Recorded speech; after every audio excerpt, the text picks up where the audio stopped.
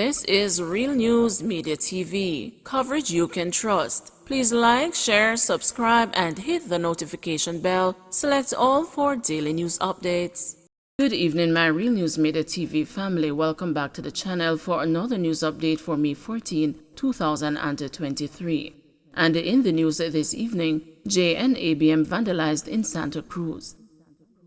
Police have confirmed that a Jamaica National automated banking machine in Santa Cruz, St. Elizabeth, was vandalized on Saturday night.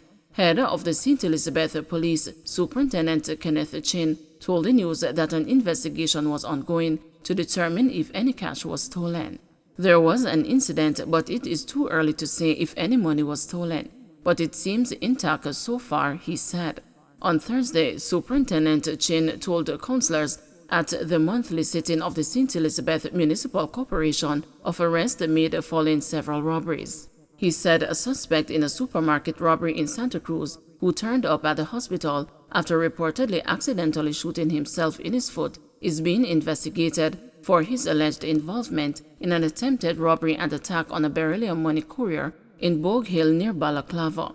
He gave a statement in which he said he was involved, but he is not committing that to a caution statement.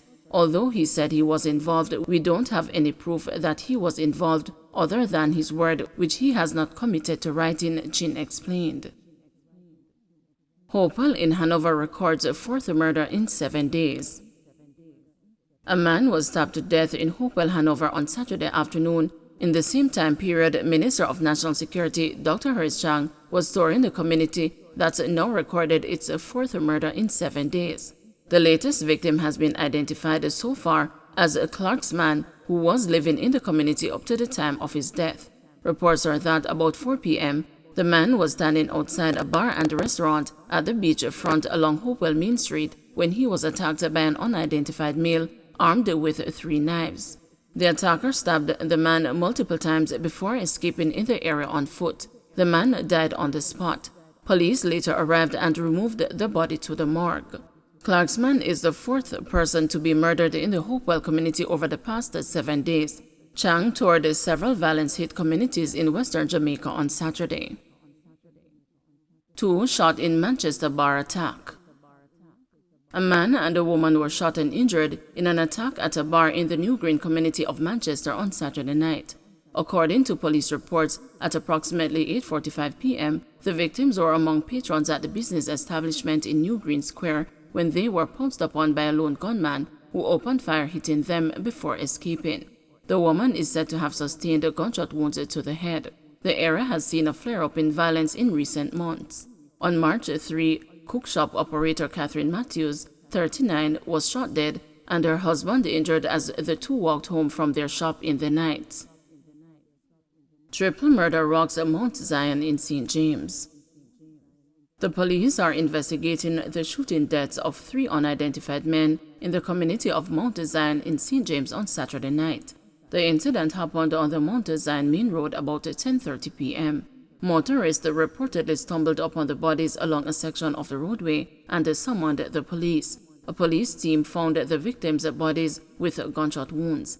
Investigators from the St. James Police Division and the Major Investigation Division said none of the men had any form of identification or cell phones in their possession. Anthony Murray, Jamaica Labour Party councillor for the Rose Hall Division, says the killing of the 3 men in his division is of concern because they do not appear to be from the area. So we don't know where this violent crime is coming from, he said, adding that this one is shocking to me because we are not accustomed to that in recent times. A total of 11 persons have been murdered throughout the parish of St. James over the past 7 days, including 2 double murders in Canaan District and Mount Salem. Last night's killing came hours after National Security Minister Dr. Horace Chang led a tour of violence-hit communities in Hanover and St. James. Vendor killed, man injured in St. Mary Market gun attack. A 39-year-old vendor of Dean's Pen in St. Mary was shot dead on Saturday in the Highgate Market, while another man was wounded. The news understands that around 3:20 p.m., during the busy market hours, Shelton Watson, otherwise known as Nan, was in the market gambling when a lone gunman approached him and opened fire at him. The shooting resulted in chaos as the vendors and the shoppers sought cover. The gunman reportedly escaped on foot. It was later discovered that a mute man named Colin Chin had also received a gunshot wound to his leg.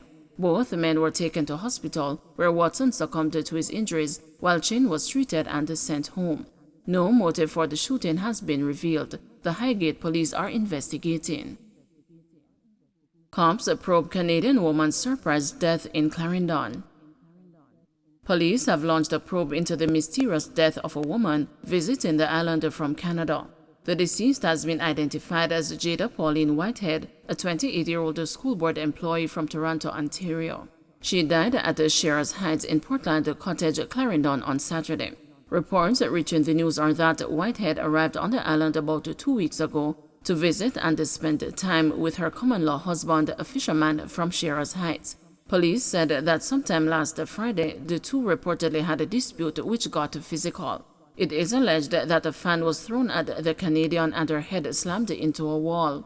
Whitehead reportedly left the home and went to stay at her friend's house in the same community. While there, her friends advised her to visit the hospital. However, Whitehead expressed that she did not wish to go and refused to report the incident to the police. Police said that while at the house on Saturday, Whitehead went to sleep sometime after 3 p.m. Her friends observed that her head was swollen and tried to convince her to visit the doctor, but she refused.